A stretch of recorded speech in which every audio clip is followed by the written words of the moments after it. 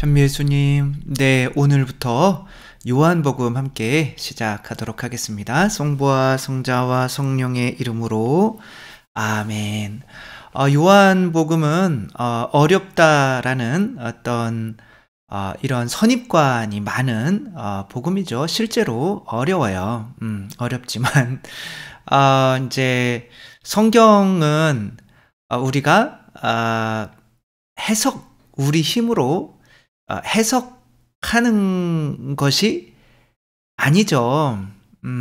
이거는 이제 유태인들은 요한복음을 이제 읽어도 그리고 해석을 하려고 해도 되지를 않죠. 왜? 요한복음에서 요한이 말하려고 하는 그 진리를 가지고 있지 않기 때문에 그런 거죠. 각자가 가지고 있는 진리, 그 틀이 있는데 그거 안에서 무언가를 해석해낼 수 있는 거죠. 자기 안에 가지고 있지 않으면 보이지 않죠. 개는 꽃이 이쁜 거를 알까요, 모를까요? 우리 인간이 꽃을 보면 이쁘고 똥을 보면 더럽죠. 그런데 개는 똥을 먹고 또 꽃을 짓밟기도 하죠. 그쵸? 꽃을 꽂아서 자기 계집을 아름답게 장식하는 그런 개는 아직까지 한 마리도 없었어요. 개가 꽃을 이쁜 거를 모르고 인간은 꽃이 이쁜 거를 아는 이유는 인간 안에 그 꽃이 아름답다라고 하는 것을 느끼게 만들 수 있는 그 아름다움이라는 것이 이미 넣어져 있기 때문에 그런 거죠. 선악을 내가 분별을 하려면 내 안에 그 선악의 기준이 들어가 있어야 되는 거죠. 마찬가지로 아름다움도 내 안에 먼저 하느님께서 아름다움이라는 것을 짐승들에게는 넣어주지 않았지만 인간 안에는 그 아름다움이라는 것을 이제 넣어주었기 때문에 우리가 그 아름다움의 기준으로 이제 진선미, 그것이 이제 하느님의 어떤 본성을 의미하는 건데 그거를 이제 미인 대회에서 써먹는 거죠. 아무튼 그렇게 점수를 매길 수 있는 거죠. 자가 있어야 길고 짧음을 댈 수 있는 것처럼 우리 안에 이미 아름다움이 있어야 그 꽃이 아름다운 것처럼 보이는 것처럼 이것도 마찬가지예요. 성경도 내 안에 진리가 들어와 있으면 그게 보이는 거고 안 들어와 있으면 안 보이는 거죠. 예수님을 또 그 교회를 박해하던 이제 바오로 사도에게 예수님이 나타나시죠. 그러니까 이제 그 사울에게 왜 너는 나를 박해하느냐 이렇게 말씀을 하시죠. 바오로는 교회를 박해한 거지 예수님을 박해한 적이 없죠. 그런데 교회를 볼 때 예수님으로 볼 수가 없었던 거죠. 왜 그렇죠? 예수님에 대한 믿음이 그 진리가 들어와 있지 않기 때문에 그런 거죠. 그러나 하나니아스에게 안수를 받고 나서 눈에서 비늘이 떨어지고 나서 우리들도 다 눈에 비늘이 어느 정도씩은 있는 거죠. 백내장 조금씩 있는 거죠.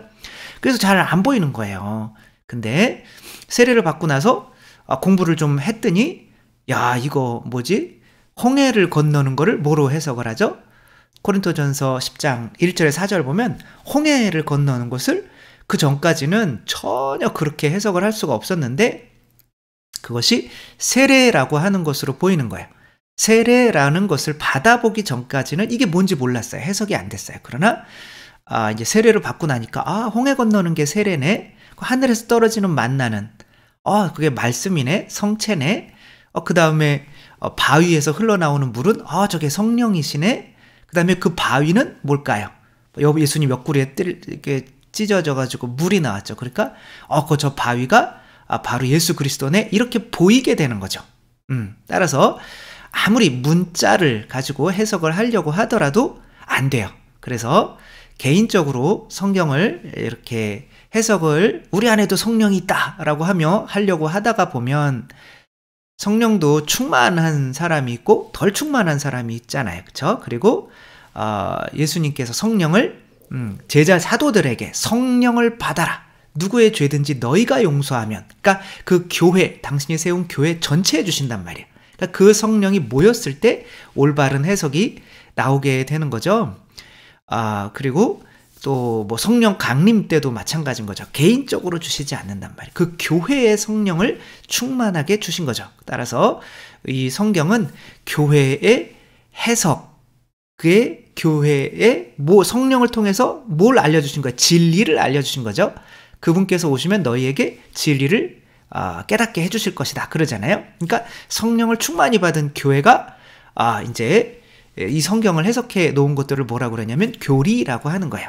따라서 각자가 믿는 이 교리대로 그것은 이제 성령님이 각자에게 이제 작용을 하셨겠죠. 또 뭐 그렇게 해석을 하는 거죠. 뭐 개신교라고 해서 또 개신교 해석이 다 똑같냐? 그건 아닌 거죠. 왜 각자가 해석하는 게 옳을 수 있다고 인정을 해버렸어요. 그러니까 여러 개의 분파로 갈릴 수밖에 없는 거죠. 왜? 해석이 다르니까. 처음부터 뭐 루터나 칼뱅이나 쭈빙글리나 다 해석이 달랐어요. 너희는 모두 이것을 받아 먹어라 라고 할 때 뭐 루터 같은 경우는 이게 예수님이 함께 하신다. 왜냐하면 신부였으니까 어느 정도. 그 다음에 뭐 이제 쭈빙글리는 아니다, 그냥 기념만 하면 된다. 칼뱅은 두 분을 이렇게 좀 이제 화해하게 만들기 위해서 아니다, 그냥 믿으면 함께 있는 거고 안 믿으면 안 계신 거다, 뭐 이런 식으로 해서 이제 중재를 하죠. 뭐 상징설이라고 했는데, 아무튼 이렇게 성경을 이제 해석을 해야 되는데, 요한복음이 어렵게 보이는 이유는 바로 우리가 요한이 말하려고 하는 진리를 충분히 이해하고 있지를 못해서 그런 거죠. 먼저 요한이 가지고 있는 진리를 이해하면 사실은 사복음서 중에 요한복음이 제일 쉬운 거예요. 왜냐면 그냥 그 진리, 교리에 가까워요, 요한복음은. 근데 나머지 복음은 그 교리가 아직은 형성이 안 된, 온전히 형성이 안 된, 물론 뭐 그분들도 다 사도이셨고 뭐 제자들이셨고 그렇기 때문에 어느 정도의 어떤 구원의 신비를 이해는 하고 있었지만 그것이 아직은 완전히 소화가 되지 않은 상태였던 거죠. 마르코 복음은 제일 짧죠. 근데 일반적으로 그래서 이제 마르코 복음이 쓰여지고 그 다음에 마테오 복음이 좀 첨가한 거고 거기에다가 뭐 루카 복음이 조금 더 첨가한 거고 뭐 이런 식으로 이야기를 하는데 그것은 알 수가 없어요, 사실은. 그래서 이제 코엘렛이라고 맞나? 이제 아무튼 Q 문헌이라고 하는 거거든요. 그게 예수님이 따라다니던 누군가가 혹은 그런 걸 들었던 누군가가 이렇게 적어놨던 어떤 시간에 상관없이 그런 기본적인 문서가 있었다. 그것을 이제 이 복음서가들이 이제 가져다가 써서 한 거다. 뭐 그래서 근데 사실 제일 짧으니까 일반적으로는 제일 먼저 쓰였다고 생각할 수는 있지만 그 쓰는 대상이 마르코 복음은 외국인들 대상으로 썼단 말이에요. 그러니까 굳이 그리스도가 하느님이시다 라는 것만 이야기하면 되지 그것에 대해서 더 복잡한 거를 썼다가는 조금 더 헷갈릴 수가 있잖아요. 그러니까 오히려 그런 Q 문헌이 이제 공통적으로 썼던 이 자료들에게서 어떤 것들을 제외하고 썼을 수가 있는 거죠. 저는 복음을 가장 먼저 썼다면 저는 마테오 복음이라고 생각을 해요. 왜냐하면 제일 먼저 나오잖아요. 그러니까 그때도 어느 정도는 알았을 거 아니에요, 그쵸? 그것들을 정할 때 뭘 먼저 놔야 될지. 그래서 뭐 마테오가 사도였으니까 그럼 요한복음 먼저 놔야죠. 그러니까 요한복음을 맨 나중에 놨다는 거는 약간은 시간의 순서대로 놨을 수도 있는 거죠. 그 쓰이는 대상에 따라서. 그리고 마테오 복음은 마테오가 이제 또 사도단이었기 때문에 교회의 중요성에 대해서, 그래서 교회를 세우는 내용, 그래서 교회 안에 흐르는 성령님, 뭐 그런 진리, 그런 걸 통해서, 교회를 통해서, 그러니까 교회가 구약부터 내려오는 족보를 잇는 거다. 그 구원의 족보를. 그러니까 교회 안에 들어가야 죄가 용서받고 구원받는다. 이제 이런 것으로 쓴 거고, 루카, 마르코 복음은 이제 아까도 말씀드렸듯이 이제 외국인들 대상으로 이제 쓴 거고, 그래서 그리스도를 믿어야 돼. 그리스도를 하느님으로 이제 믿어야 된다라는 거. 그 다음에 루카복음은 이제 그리스도를 하느님으로 믿는데 또 거기에서 이제 어떤 가난함, 또 우리가 어떻게 우리 자신을 또 내어줘야 되는지. 그래서 뭐 부자 가난하고 뭐 아무튼 이런 이렇게 방법적인 것들이 약간은 저는 마테오복음이 제일 낫다고 생각은 하는데.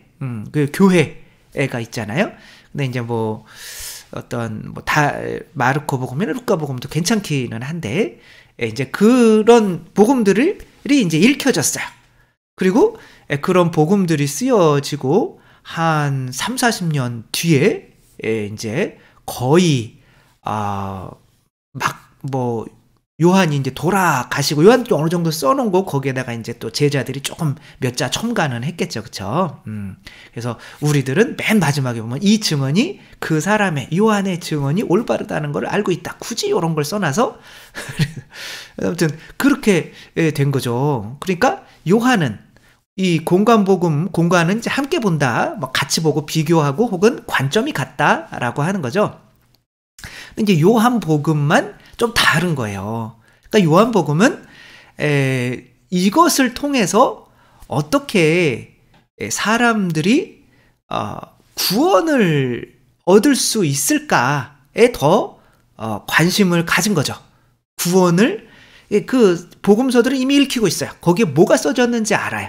근데 굳이 거기에 썼던 것들을 반복하는 것보다는 이미 있는 그 복음서들을 통해서 그것들을 교리적으로 이제 한 20, 30년 동안 또 3, 40년 동안 또 예수님 돌아가시고 50년 이상 더 사셨거든요. 그러니까 그동안 묵상을 얼마나 많이 했겠어요. 그리고 또 바오로 사도가 이제 해놓은 교리, 거기서 이제 믿음이라는 게 첨가가 되죠. 그래서 뭐 루카복음 같은 경우는 이제 마테오복음 같은 경우는 마음이 가난한 사람은 행복하다. 이건 아닌 것 같아. 너무 실천적으로 가야겠다. 그래서 루카복음 같은 경우는 이제 가난한 사람은 행복하다. 마음을 빼버렸어요. 가난한 사람은 행복하다. 그리고 이제 그 가난이라고 하는 거는 이제 루카가 사도행전도 쓴 거잖아요. 바로 내 피를 내어놓는 거죠. 목숨을 내어놓고 누군가에게 선교를 하는 이런 거다.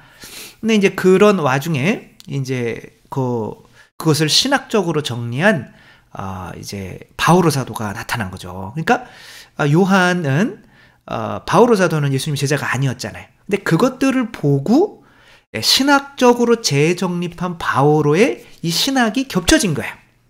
그러니까 복음 중에서 제일 그 다음에가 뭐 사도행전 나오고 바오로 서간이 나온다고 해서 바오로 사도는 요한보다 훨씬 일찍 돌아가셨어요. 그러니까 그 신학과 접목된 공간복음에다가 바오로 신학이 접목된 것을 그러니까 해석해 놓은 거예요. 거의 교리서란 말이에요. 첫 번째 저는 교리서라고 보고 있어요. 그리스도교의 첫 번째 교리서. 그러니까 또 교리가 시간이 지나면서 또 신학적으로 이렇게 또 발전을 하면서 이해가 더 많이 됐겠죠. 그러니까 지금 이 교리를 안다면 이 요한복음은 훨씬 쉽게 이해가 되겠죠. 그리고 사실은 더 오래전에 쓰인 이 공간복음의 해석이 더 어려워야 정상인 거죠. 그렇지만 어려워요. 요한복음 어려워요. 근데 요한복음 이제 처음에 이렇게 보면 1절부터 이제 18절까지 머리글이라고 이렇게 나와요. 옛날에는 이거를 이제 로고스 창가, 로고스가 말씀이잖아요. 그러니까 말씀이 사람이 되셔 우리 가운데 계셨다. 이거 얼마나 멋있어요. 한 처음에 말씀이 계셨다. 아니네요. 이거부터 나오네요. 말씀은 하느님과 함께 계셨는데 말씀은 하느님이셨다. 장난 아니죠. 그렇죠? 말씀은 하느님이셨다. 그러니까 이 그리스도가 신학이 얼마나 발전한 거냐면 삼위일체 하느님과 같은, 이게 제자들도 타볼산에서 예수님이 조금 이렇게 빛만 보였다고 해서 깜짝 놀랐잖아요. 3년 동안 따라다녀도 한 인간의 모습을 한 인간이 온 우주를 창조한 하느님과 같은 분이셨다라고 고백하는 게 그거는 너무 어려운 믿음이에요. 우리는 이제 쉽게 고백하죠. 예수님은 하느님이다 이렇게 쉽게 고백하지만 그런 믿음이 나오려면 어마어마한 오랜 이제 그거를 거쳐야 하는 거죠. 이 요한복음에서는 유다인들도 하느님을 아버지라고 불러요. 근데 이 요한은 그러니까 유다인들을 싸잡아서 니들이 하느님을 아버지라고 부르는 그런 모습으로는 구원이 안 된다. 그러니까 하느님을 아버지라고 불렀던 또 다른 한 분, 바로 예수 그리스도. 그분처럼 하느님을 아버지라고 여기지 않으면 너희들에겐 구원이 없다. 라고 이렇게 이야기를 하고 있는 거죠. 근데 이 머리글이 있고 어떻게 보면 이제 뭐 거의 마지막에 20장에 이제 끝나는 것처럼 이렇게 그러니까 1절에서 18절까지가 이제 우리가 논문 같은 걸 쓸 때 머리글 있고 본문이 있고 이제 맺은말이 있잖아요. 근데 20절에 보면 이제 끝나는 것처럼 나와요. 20장 이제 30절에 보면 예수님께서는 이 책에 기록되지 않은 다른 많은 표징도 제자들 앞에서 일으키셨다. 뭐 끝나는 분위기예요. 이것들을 기록한 목적은 예수님께서 메시아이시며 이제 메시아가 무슨 뜻이에요? 그리스도라는 뜻이잖아요. 히라버로 그리스도, 히브리어로 메시아. 그러니까 우리나라 말로는 기름 부음 받은 자. 그래서 구약에서 기름 부음을 누가 받았어요? 바로 왕과 사제와 예언자들이 받은 거죠. 그래서 우리가 세례 받을 때 세례로 받고 이제 기름 이렇게 칠한 다음에 기름 칠한다니까 좀 이상하네. 그다음에 그 받는 직무가 뭐라고 해요? 왕직, 예언자직, 사제직 이렇게 나오는 거죠. 그러니까 예수님이 메시아, 기름 부음 받으셔서 왕이고 사제이시고 예언자셨다라는 거를 내가 지금 이제 설명을 했다. 그런 뜻인 거예요. 그래서 하느님의 아드님이심을 여러분이 믿고 근데 뭐 사실 루카는 행동이 되게 강조돼 있어요. 그리고 근데 이제 여기서는 이제 요한은 바오로 사도가 결국에는 믿음이었구나. 제가 막 믿음을 강조하면은 개신교 신자냐 그러는데 그거는 이게 그쪽 해석이 맞아요. 그쪽 해석이 아니라 믿음으로 구원받는 게 맞아요, 여러분. 행동으로 구원받는 거 아니에요. 만약에 아기가 태어나자마자 세례받고 죽었어요. 그럼 천당 가요, 지옥 가요? 세례받고 죽었는데 천당 가겠죠, 당연히. 그렇죠? 그러니까 예수 그리스도의 믿음으로 그 세례는 누가 주는 거예요? 믿음이 있는 부모가 주는 거예요. 그래서 그 부모의 믿음을 보고 아기들 유아 세례를 주는 거거든요. 그게 이제 그것도 논란이 되게 심했었어요. 근데 이제 아구스티누스가 이제 그렇게 해도 되겠다라는 신학적으로 정립을 해서 이제 그런 신앙이 있는 부모 밑에서 크면 분명히 신앙을 가지게 될 거다. 그렇게 해서 구원을 받는단 말이에요. 그럼 이 아이는 선행을 해서 받은 건가요? 부모의 믿음 때문에 받은 거죠. 그러니까 믿음으로 그리스도의 또 은총 덕분으로 우리가 구원받는 게 맞단 말이에요. 하느님의 아드님이심을 여러분이 믿고 또 그렇게 믿어서 그분의 이름으로 생명을 얻게 하려는 것이다. 라고 이렇게 나오죠. 근데 21장에 또 나와요. 그 뒤에 예수님께서는 티베리아 호수까지 다시 제자들에게 당시 자신을 드러내셨는데 이렇게 또 나와요. 끝나지. 왜 또 나오냐고요. 그래가지고 이제는 맨 끝에는 21장 끝에는 이 제자가 이 일을 증언하고 또 기록한 사람이다. 우리는 그의 증언이 참되다는 것을 알고 있다. 이것은 분명히 그 뒤에는 제자들이 이거는 분명히 죽은 사람이 이렇게 우리는 그의 증언이 참되다는 걸 알고 있다. 이렇게 쓰진 않잖아요. 신명기에도 마찬가지인 거죠. 모세가 썼대요. 그 모세가 죽은 뒤 이야기를 그가 죽고 나서 여기에 뭐 묻혔고 뭐 이런 얘기를 뒤에 썼단 말이에요. 죽은 사람이 어떻게 써요? 그죠? 그 뒤에 다른 사람이 쓴 거죠. 마찬가지로 똑같은 거예요, 이것도. 예수님께서 하신 일은 이 밖에도 많이 있다. 그래서 그것들을 낱낱이 기록하면 온 세상이라도 그렇게 기록된 책들을 다 담아내지 못하리라고 나는 생각한다. 이 나는 요한이 아니란 말이에요. 그러니까 아무튼 그래요. 그래서 여러분은 만약에 논문 같은 거를 쓴다면 이제 결론을 21장의 결론이라고 이렇게 쓴단 말이에요. 그 다음에 이제 머릿말이 이게 1장 1절에서 18절까지 머릿말이에요. 그 다음에 본문이에요. 뭐부터 먼저 쓰겠어요, 여러분은? 머릿말부터 먼저 쓰고 순서대로 이렇게 쓰는 사람은 없어요. 본문 먼저 쓰고, 그죠? 그 다음에 결론을 써요. 그 다음에 머릿말 써요. 이게 순서예요. 그러면 뭐가 제일 어려울까요? 사실은 머릿말이 제일 어려운 겁니다. 왜? 결론까지 나온 상태에서 쓴 거예요. 그러니까 이 사람의 시각은 이미 이 결론 내 내용까지도 다 포함하고 있는 시각이에요. 그러니까 이 머릿말만 읽으면 웬만한 어떤 그 안에 있는 뒤에 내용들은 뭐 거기 머릿말에 다 들어와 있어요. 그러니까 머릿말이 가장 함축적이고 다 들어와 있으니까 우리가 요한복음을 할 때 딱 처음에 걸리는 게 이 머릿말 때문에 걸리는 거예요. 이게 너무 어려우니까. 뭔 소리야 이게. 이거는 사실은 제 생각 같아서는 이제 다음부터 쭉 하고 했으면 좋겠지만 또 이 머릿말을 먼저 한번 훑어놓고 하면 그 뒤에 있는 내용, 처음에 머릿말을 할 때는 잘 이해가 안 갈 수는 있어도 그 뒤에 있는 할 때 그때 머릿말이 이런 내용이 있었구나 라고 반복하면서 더 심화할 수 있는 것이 되는 거죠. 따라서 가장 함축적인 머릿말을 먼저 하는데 가장 함축적이기 때문에 또 뒤에 있는 모든 내용이 다 들어와 있어요. 그래서 한 번에 끝내기는 조금 어렵겠다 싶어서 오늘은 아주 또 하나만 이렇게 하는 거죠. 주제가 뭐냐면 그래서 머리끌 1인 거예요. 1편. 다음 주에는 2편 이렇게 되겠죠. 그렇죠? 근데 말씀이 왜 사람이 되셨나 이거부터 먼저 해결하고 가자는 거죠. 좀 넓은 거. 세계관인 거죠. 우리가 제가 사는 곳, 이제 제가 사는 곳이 뭐예요? 죽어야 산다. 죽산이잖아요. 그래서 그 죽산을 하려면 어디부터 봐야 돼요? 구글 지도로 한국부터 봐야겠죠. 그쵸? 세계관 한국부터. 또 한국의 정세, 막, 러시아 있고, 막, 중국 있고, 일본 있고, 막, 점점 경기도 안으로 들어와서, 또 수원격으로 안으로 들어와서, 또 여기에 이렇게 들어가는 것처럼 지금 말씀이 왜 사람이 되셨는지 좀 넓은 것부터 한번 세계관부터 보자는 거죠. 요즘에는 가톨릭에도 신앙이 이상해져서 제가 뭐 천국과 지옥 이렇게 얘기하면 지옥 얘기하는 게 굉장히 힘들게 됐어요.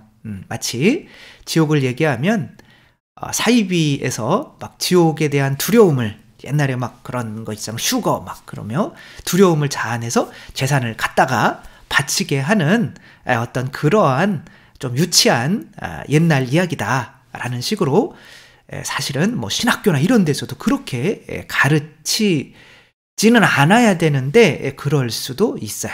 그러니까 굉장히 이런 게 좀 문제가 많아요. 그래서 여러분들도 가만히 보시면 요즘에 천국과 지옥에 대해서 지옥 특별히 이야기를 강론대에서 많이 듣지를 못하시는 경우가 있을 거예요. 그러나 이 세계관이 천국과 지옥의 이 세계관이 안 돼 있다면 우리가 그 안에서 막 아구작아구작 하는 것들은 사실은 길을 잃은 걸 수도 있어요. 내가 전체적인 맥락 안에서 그게 어디에 있는 건지를 알아야 되는 거죠. 따라서 이 요한의 세계관을 알려면 말씀이 왜 사람이 되어 오셨는지를 이야기를 하는 거죠. 그래서 사복음서 중에 제일 극단적인 이원론, 천국과 지옥, 빛과 어두움 막 이런 거로 하는 극단적인 이원론이 바로 요한복음이라는 거예요. 근데 요한복음이 가장 마지막에 쓰여졌다는 거죠. 그 이유는 우리가 열심히 뭔가를 하기는 하는데 이 이원론, 천국과 지옥에 이 이원론이 안 돼 있다면 다 쓸모없는 거구나 라는 생각이 깊어질 수밖에 없는 거죠. 그리고 또 요한이 있었던 이 시대 상황은 어떤 때냐면 영지주의라고 하는 것들이 되게 성행하던 때였어요. 영지주의라고 하는 거는 어떠한 깨달음을 통해서 그 깨달음을 통해서 우리가 이렇게 뭔가 이제 어떤 도달할 수 있는 어떤 이런 건데 영적인 어떤 지혜를 얻으면 이제 그런 건데 약간은 지금의 이제 세계이기도 하지만 뭐 그런 불교 세계관과 좀 비슷하다라고 하는 거죠. 그러나 요한은 그래 이원론 맞다, 맞기는 한데 그러나 예수 그리스도를 통하지 않고서는 절대로 하늘로 올라올 수 없어, 이 얘기를 하려고 하는 거죠. 그래서 한처음에 말씀이 계셨다. 여기에 이 한처음이라는 말에 조금 집중을 할 필요가 있어요. 이 한처음은 히라버로는 엔아르케예요. 엔아르케. 엔이라고 하는 건 영어로 하면 그러니까 비기닝이에요. 인더가 아니에요. 어떤 특정한 점이 아니에요. 그냥 한처음에 엔아르케. 근데 이거랑 똑같이 시작하는 성경이 있어요. 구약에. 뭘까요? 창자로 시작하는데 세기로 끝나고 뭐예요? 창세기죠. 어떻게 이렇게 잘 맞히셨어요? 창세기도 엔아르케로 시작해요. 물론 히라버로 쓰이지는 않았죠. 70인역에 보면 엔아르케로 시작해요. 똑같이. 근데 이때는 어떤 옛날에 뭐 제네시스, 우리 차 이름 있죠. 그죠? 그게 이제 창세기라고 하는데 그 창세기의 이름이 제네시스가 아니었어요. 그러니까 모든 책의 이름은 항상 앞에 두 글자를 따서 해요. 그러니까 엔아르케 이게 두 글자잖아요. 그죠? 두 글자가 아니라 뭐라 그럴까? 아무튼 단어. 그래서 근데 그게 제목이란 말이에요. 근데 감히 요한이 그 구약에 쓰였던 창세기 성경의 첫 번째 그 이름을 그러니까 그러니까 유대 사람으로 보면 창세기나 요한복음이나 똑같은 책인 거예요. 그러니까 이런 어떻게 보면 그 사람들 유대인들에게는 진짜 치욕과 같은 일이에요. 유대인들이 어떤 내용이 있느냐면 유대인들은 이제 자기들이 망한 게 이제 그리스도인 때문이라 이렇게 여겼죠. 그래서 유대인들이 망하고 저 해변가 동네 얌리아라고 하는 조그만 이제 어떤 도서관이 있었던 동네예요. 유대인들 이제 그들 책이 있었던 거기에서 바리사이들이 모여가지고 90년 경에 이제 유대인들이 망한 건 70년, 그다음에 서기 70년이죠, 그죠? 그 한 20년 뒤에 모여가지고 이제 뭐 기도문을 이제 이렇게 하죠. 그게 이제 기도문이 회당에서 이 기도문을 좀 해라라고 기도문을 만든 거예요. 우리도 가톨릭 기도회 기도서가 있잖아요. 거기에 12번째인가에 이제 그 나자렛 도당들에 대한 저주문이 실려 있어요. 그러니까 유대인들은 이제 유대인 그리스도인들은 회당에 못 들어가요. 왜냐하면 회당에서 자기의 그리스도를, 그리고 그 교회야 그리스도를 저주하는 그거를 읽을 수가 없잖아요. 기도문을 할 수가 없잖아요. 그러니까 따로 모여야 되는 거죠. 어쩔 수 없이 이제 그렇게 된 거죠. 근데 이제 그렇게 그리스도인들을 싫어하는데 그들이 정말 거룩하다고 여기는 창세기의 제목을, 그러니까 그들이 볼 때는 창세기나 이거나 책이 똑같은 거예요. 그냥 제네시스인 거예요. 그러니까 이 참 황당하면서도 그런 거죠. 근데 창세기에는 이제 히브리어는 이제 브레싯 혹은 베레싯 이렇게 읽어요. 브 하면은 이제 그것도 인이란 뜻이에요. 레시트 그러면 이제 시작이란 뜻인 거예요. 그죠? 한 처음에 똑같은 내용이에요. 처음에 이제 그런 거죠. 그 한 처음에가 아니에요. 그냥 처음이야. 뭔지 몰라요. 그냥. 그러니까 어떤 특정한 점이 아닌 거죠. 그래서 이제 이렇게 한 처음에라고 하는 거를 쓴 것은 요한복음이 이제 내가 어떻게 하겠다. 내가 창세기 새로 쓸 거야. 이런 뜻인 거예요. 그래서 요한복음을 읽을 때는 이 창세기, 그때 한 처음에라고 하는 거는 창세기만 우리가 5권으로 지금 혹은 그 여호수아까지 이제 모세 6경까지도 이렇게 얘기를 하는데 그것들이 옛날에는 분리가 되어 있지 않았어요. 그냥 너무 두꺼워지니까 그냥 자른 거예요. 잘라서 우리가 지금은 그렇게 뭐 5권, 6권으로 이렇게 돼 있지만 실제로는 그 모세 5경 전체를 내가 다시 쓸 거야. 이렇게 그리스도를 통해서 다시 쓸 거야. 새로운 시각으로. 그런 뜻으로 보면 되는 거죠. 그러니까 앞으로 해나가는 것도 이제 아니, 한처음에 하는데 벌써 30분이 지났네요. 진짜 한처음에 우리가 어떻게 시작했는지 잘 모르겠네요. 아무튼 한처음에 이제 그렇게 시작한 거죠. 그러니까 내가 모세오경을 재해석해서 그리스도교적 시각으로 재해석해서 예수 그리스도를 통해서 창조가 어떻게 이루어지는지를 내가 설명을 해보겠다. 이런 대담한 아주 그 시작이다라고 보면 되는 거죠. 그리고 특별히 이제 어떻게라고 하는 것에 대해서는 마테오복음은 어떤 교회를 통해서, 또 마르코 복음 같은 경우는 또 이제 그리스도를 인정함을, 그리스도가 하느님임을 인정함을 통해서, 또 루카 복음 같은 경우는 어떤 내가 실천, 복음 전파, 가난 이런 것들을 통해서 이렇게 했다면, 이제 이 복음은 바로 믿음으로 구원받는다, 영원한 생명을 얻는다, 라고 이렇게 하는 거죠. 그러니까 내가 어떻게 구원받는가, 그리스도를 통해서 어떻게 구원받는가 라고 하는 걸 뭐라고 그래요? 교리서라고 하는 거예요. 그러니까 내가 이 모세오경을 통해서, 이제 이해를 하시자면, 모세오경을 통해서 내가 그리스도를 통해서 어떻게, 그리스도에 대한 믿음을 통해서 어떻게 구원받는지 교리서 한번 써볼게 라고 하는 거죠.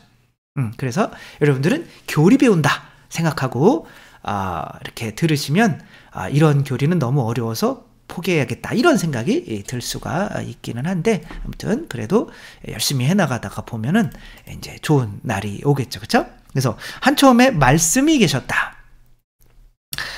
말씀은 하느님과 함께 계셨는데 말씀은 하느님이셨다. 이건 이런 거로 논문을 박사 논문도 이걸 한 문장으로 쓸 수가 있어요. 그런데 이런 것들을 이렇게 이제 빨리빨리 지나가야 되는 거죠. 그래서 우리가 여기서 중요한 단어는 뭐겠어요? 말씀인 거죠.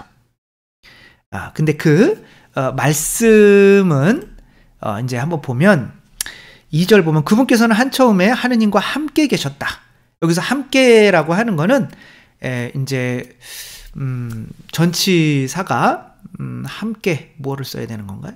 페리인가요? 페리는 이제 주위에 이런 뜻, 옆에 이런 뜻인데, 함께 여기서는 프로스를 쓰고 있어요.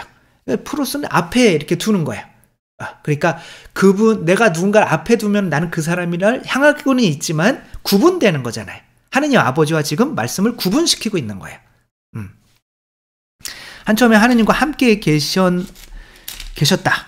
모든 것을 그분을 통하여 생겨났고 그분 없이 생겨난 것은 하나도 없다.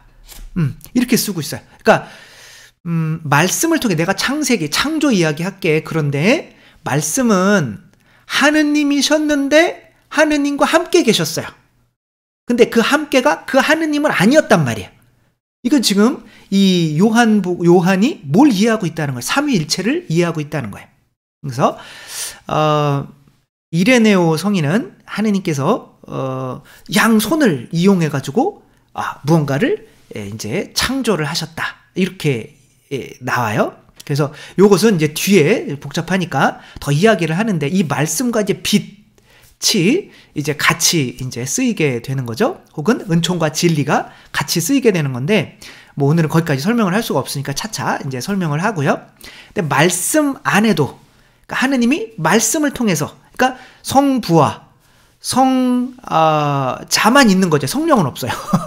근데 이미 그 말씀 안에 성령님이 들어가 있다면, 성령님은 힘이라고 생각하시면 돼요. 그러니까 이제 뭔가를 만든다, 내가 차를 만든다, 그러면은 그걸 만들려고 하는 내가 있어야 되잖아요. 그게 하느님 아버지고요. 그 다음에 그거에 대한 설계도가 있어야 되잖아요. 그게 말씀이고요, 진리이고요. 그 다음에 설계도, 그 다음에 그것을 만드는 노력이 있어야 되잖아요. 피가 있어야 되잖아요. 그죠? 그건 성령, 은총인 거죠. 끄고 싶죠? 그러면 끄면 안 되고. 그러니까 그 세 개가 있어야 된다. 그게 삼위일체예요. 어쨌거나 하느님께서 말씀으로 이렇게 하셨다라고 하는 거는 하느님과 예수님만이 이 세상을 창조하셨다라고 하는 게 아니라 그 말씀 안에 성령님도 깃들어 있다. 우리가 말씀이라고 할 때 말과 숨이라는 뜻도 있대요. 숨이 바로 성령이잖아요. 그렇죠? 말은 어떤 진리를 의미하는 거고 어떤 가르침을 의미하는 거고. 그러니까 말과, 부모가 자식들을 키울 때도 말로만 하면서는 안 되잖아요. 그죠? 밥도 배를 먹여야 되는 거잖아요. 그러니까 그런 게 되는 거죠. 그래서 그렇게 창조로 하게 되는데, 뭐 알렉산더, 예를 들면 알렉산더 대왕 같은 경우는 뭐 33살에 예수님 나이랑 맞춰서 죽은 것 같아요. 근데 이 양반이 이제 대왕이었잖아요. 그러니까 막 정복을 하고, 야, 여기 땅 좋은데 여기에다가 그냥 내 이름 따가지고 도시 하나 짓자. 그래서 이제 이집트 쪽에 알렉산드리아라고 하는 동네가 생긴 거죠. 여기에 이제 엄청나게 큰 도서관이 있었죠. 그리고 사실 히라보로 구약을 이제 썼는데, 그게 지금 우리가 보는 것보다 더 많아요. 구약의 어떤 그런 내용이 두세 권이 우리가 더 많아요. 아무튼 그렇게 여기에 이제 이 알렉산드리아가 이 양반은 여기 생겼으면 좋겠다 그렇게 했는데, 말을 했는데 이 도시가 생겼어요. 그럼 말에 뭐가 있다는 거, 힘이 있다는 거죠. 따라서 이 말로 할 때 그 말과 함께 숨이 나가잖아요. 그러니까 그렇게 생각하시면 좋을 것 같아요. 내가 생각은 알렉산드리아, 알렉산더 대왕인 거죠. 생각은 아버지 안 보여. 근데 어떤 말을 해, 빛이 있어라 이렇게 말을 해요. 근데 그냥 말만 하면 안 되는 거죠. 그 말 안에 숨도 있는 거죠. 힘도 있는 거죠. 그러니까 빛이 생기는 거죠. 이 창조, 그러니까 그리스도를 통해서, 말씀을 통해서 창조되지 않은 것은 아무것도 없었다 라고, 이게 태초에 있었던 이 말씀 창조자가 인간이 돼서 오셔서 뭐하러 오신 거예요? 창조하러 오셨다 이거예요. 그러니까 새로운 창조, 새로운 아담의 창조를 의미하는 거죠. 4절에서 5절 보면 그분 안에 생명이 있었으니, 근데 그 창조가 되면 영원한 생명을 얻는다 이렇게 얘기하고 싶은 거예요. 그분 안에 생명이 있었으니 그 생명은 사람들의 빛이었다.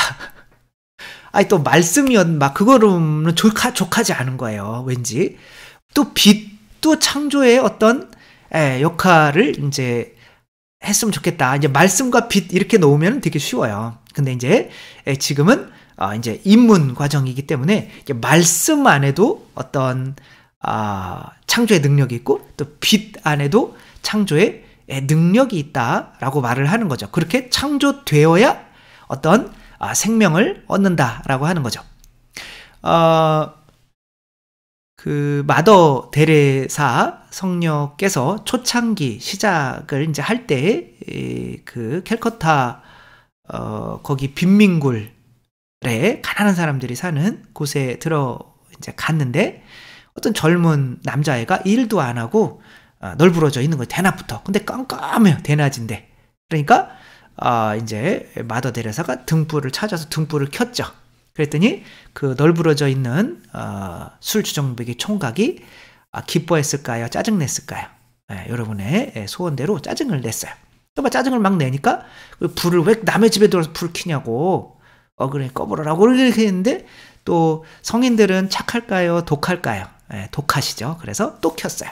그래 또 끄고, 또 그러다가 이 사람이 안 되니까 이제 자기 집안, 자기 꼴을 보기 싫은 거죠. 빛이 있으면. 그래가지고 그거를 확 던져버렸어요.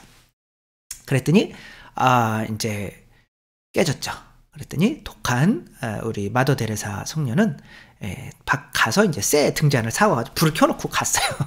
그랬는데 이제 10년 정도 뒤에 이제 같은 수도에 옷을 입은 이제 한 수녀님이 그 집을 방문했는데, 집도 잘 정돈돼 있고 알코올 술도 끊고 직장 생활을 열심히 하는 청년이 있는 거예요. 그때 10년 전 당신과 같은 옷을 입고 온 그 키 작은 수녀님한테 전해달라고, 당신이 내 마음속에, 내 삶 속에 켜놓은 그 불빛이 아직도 내 안에서 빛나고 있다고 좀 전해주십시오. 이렇게 얘기를 한 거죠. 이 빛이 창조의 능력, 창조라는 게 뭐예요? 혼돈에서 질서를 잡히게 만드는 거죠. 그래서 만약에 스마트폰을 창조한다. 그거는 이제 그 창조가 되기 전에는 뭐예요? 거기에 심과 그 설계도가, 진리가 가해지기 전에는 뭐였던 거예요? 혼돈, 아무것도 아닌 상태였던 거죠. 그냥 모래알인 거예요. 모래알에서 이제 유리도 만들고 세라믹도 만들고, 세라믹 맞나? 반도체? 뭐 이런 거 만들고 하는 거예요. 그게 혼돈이에요. 혼돈을 이제 주워 모아가지고 진화론 말이 안 되는 거예요. 그렇게 저절로 뭐 스마트폰이 만들어지지가 않아요. 인간은 스마트폰보다 만들기 더 어렵잖아요. 그쵸? 근데 스마트폰이 사막에 떨어져 있으면 저절로 생겨났다 그러면 미쳤다 그러면서 사람은 이 세상에 저절로 존재하고 있다고 이렇게 이야기하는데 다들 학교에서 배우고 하는 거 보면 신기하죠. 이것은 연력학 제2법칙에 안 맞는 것을 배우고 있는 거죠. 왜? 인간이 스스로 창조됐다고 믿어야 본인이 창조라고 여기고 마음대로 살고 싶어서 그런 거죠. 그러나 그게 혼돈인 거죠. 네, 이제 마더 데레사는 이제 그렇게 빛으로 그러니까 빛과 말씀을 이렇게 지금 넣는 거는 내가 창세기 이야기할 건데 그리스도는 바로 하느님께서 성령님과 함께 보내셔서 이 세상을 재창조 우리를 새로운 아담으로 창조해서 에덴 동산에서 살게 하기 위한 이런 거였다라는 거를 말씀하기 위한 거죠.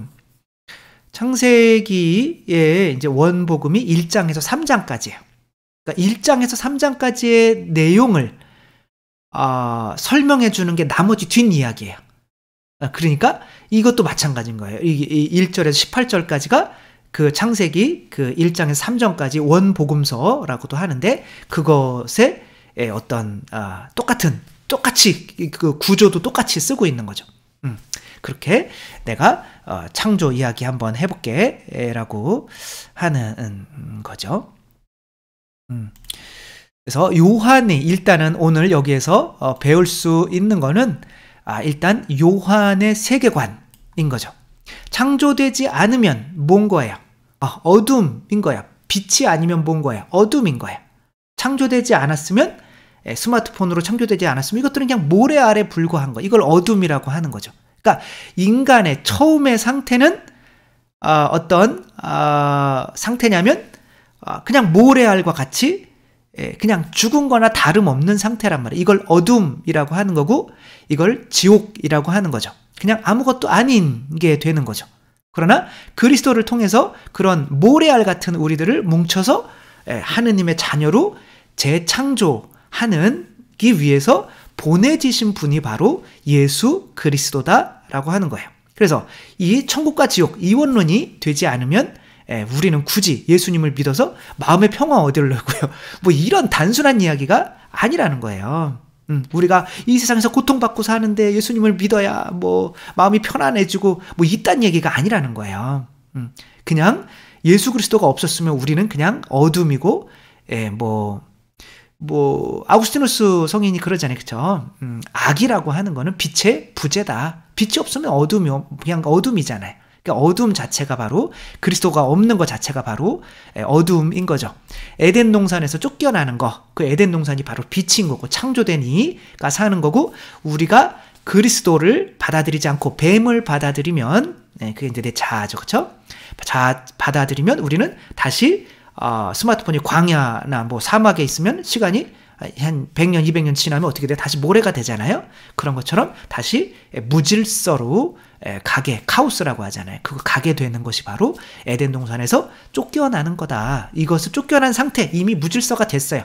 이것을 뭐라고 그래요? 원자로 시작하고 죄자로 끝나는데 원죄인 거예요. 우리는 다 지금은 그리스도를 빛을 섬기는 것이 아니라 다 자기 자신, 우상 숭배자에 빠져 있는 거죠. 이것으로부터 구해주기 위해서 예수 그리스도가 바로 말씀과 빛으로 세상에 오셨다는 거죠. 그러니까 우리는 어디에서 어디로 가는 중인 거예요? 지옥에서 천국으로 가는 거예요. 그러면 태어나면 예수 그리스도가 안 계셨다면 우리 스스로 노력해서 뭐 무언가를 깨달아가지고 이렇게 깨달아가지고 우리가 구원을 받을 수가 있을 가능성이 있어요? 없어요? 전혀 없는 거죠. 예수 그리스도가 유일한 구원자시고 예수 그리스도를 통하지 않고서는 절대 구원을 아무도 절대 단 한 명도 받을 수가 없는 거죠. 그러니까 그런 상태로 봐야 지금 그 세계관을 형성해 주는 거예요. 이렇게 누구예요? 그 요한은 묵상하다가 보니까 이거 예수 그리스도가 아니면 우리 다 지옥이었구나. 그 아빌라의 성녀 데레사도 이렇게 막 관상을 하고 막 예수님 만나고 막 그러고 있는데 예수님이 아이고 좀 교만해지는 것 같으니까 지옥으로 데려가잖아요. 여기가 어디입니까? 막 그랬더니 야, 내가 아니었으면 네가 왔어야 되는 곳이요. 네가 뭐라고. 뭐 그러니까 아, 나 쓰레기였구나. 뭐 이렇게 되는 거죠. 그래서 요 이야기를 이제 잠깐 이제 읽어보자면 니고데모가 찾아왔을 때 예수님께서 해주신 말씀이에요. 이 세계관을 한번 보면서 하나님께서 세상을 너무나 사랑하신 나머지 외아들을 보내주셨는데 그를 믿는 사람은 누구나 멸망하지 않고 영원한 생명을 얻게 하셔서 뭘 통해서? 창조, 새로운 창조를 통해서 우리가 흙으로 지금 카오스 상태로 돼 있다가 다시 아담으로 창조되기 위해서 하나님께서는 아들을 세상에 보내신 것은 세상을 심판하시려는 것이 아니라 세상이 아들을 통하여 구원을 받게 하시려는 것이다. 그러니까 이미 다 세상은 심판받은 거고 예수님을 믿으면 그 중에서 몇 명만 구원을 받는 거예요. 이미 우리는 다 원죄 때문에 심판받은 상태라는 거예요. 아들을 믿는 사람은 심판을 받지 않는다. 그러나 믿지 않는 자는 이미 심판을 받았다. 그 예수님의 을 믿는다는 게 뭔지 하느님의 외아들의 이름을 믿지 않았기 때문이다. 이거 좀 어렵죠, 그렇죠? 외아들을 믿는 게 아니라 이름을 믿어야 돼요. 아, 예수님이 구세주인 걸 우리는 믿습니다. 우리는 구원받았습니다. 그런 일이 일어나지 않아요. 지옥에 있는 애들이 아니라 어른들도 예수님이 하느님인 거 믿어요. 그렇죠? 마귀가 가장 잘 고백하죠. 당신은 하느님의 아들 거룩하신 분이십니다.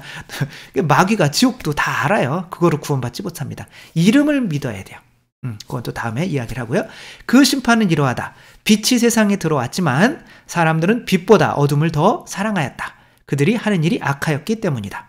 이제 그들이 하는 일이 악하였기 때문에 예수님을 받아들이지 않는 거는 믿을 수 있는 어떤 표징이 없어서가 아니라 나는 이 악한 행위에 계속 머물고 싶다라는 고집 때문에 나는 빛을 스스로 거부하게 된다는 거야. 그러니까 인간에게 빛을 거부할 수 있는 뭐가 있다는 거, 자유가 있다는 거죠. 예수님께서는 문 밖에서 두드리고 계시지만 그 문을 열어줄 수 있는 자유는 나에게 있다라는 거죠. 악을 저지르는 자는 누구나 빛을 미워하고 빛으로 나아가지 않는다. 자기가 한 일이 드러나게 하려는 것이다. 드러나지 않게 하려는 것이겠죠? 네. 그러나 진리를 실천하는 이는 빛으로 나아간다. 여기서 진리를 실천하는 게 또 도대체 뭘까 했지? 뭐가 진리일까요? 네. 너는 뭐 유다인의 왕이 맞냐? 그러니까 나는 진리를 증언하러 왔을 뿐이다. 뭐 이제 빌라도에 그러잖아요. 진리가 무엇이냐? 그런데 듣지 않고 그냥 나가버리잖아요. 그걸 들었어야 성경에 딱 적혀 있는 건데 대답도 안 해주셔요. 우리가 찾아야죠. 진리가 도대체 뭔지.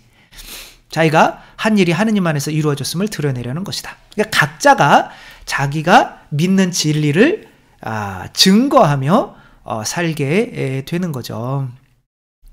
이 오징어잡이 배가 있죠, 그쵸? 이 빛을 보고 올라오는 것은 어둠을 싫어하는 오징어밖에 없는 거죠. 이렇게 빛과 어둠, 이 이원론, 양과 염소가 갈라지는 이 이원론 밖에 없다라고 하는 거. 그래서 아까 처음에 우리가 시작할 때의 질문, 말씀이 사람이 되신 이유는 여기서는 그냥 인간을 구원하시기 위해, 우리가 구원이 어떻게 이루어지는지는 다음에 또 이야기를 하겠는데, 구원이라고 하는 것 자체가, 그 말 자체가 이미 누구도 그리스도를 통하지 않고서는, 말씀을 통하지 않고서는 구원에 이를 수 없다라는 것을 전제하는 거죠. 따라서 말씀이 사람이 되신 이유는, 이렇게 누가 물어본다면 인간을 구원하시기 위해서, 뭐 인간을 위로하시고 아픔을 치료해 주시고 닦아주시고 눈물을 닦아주시고 다 좋은데, 그런 게 이 지옥에서 천국으로 구원과 연계되지 않는다면 아무 소용이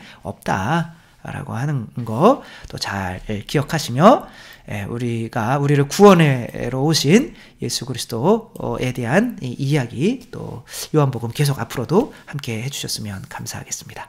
주님께서 여러분과 함께 전능하신 천주 성부와 성자와 성령께서는 여기 모인 모든 이에게 축복을 내리시어 길이 머물게 하소서. 주님과 함께 가서 복음을 전합시다. 하느님 감사합니다. 성부와 성자와 성령의 이름으로 아멘. 감사합니다. 사랑합니다.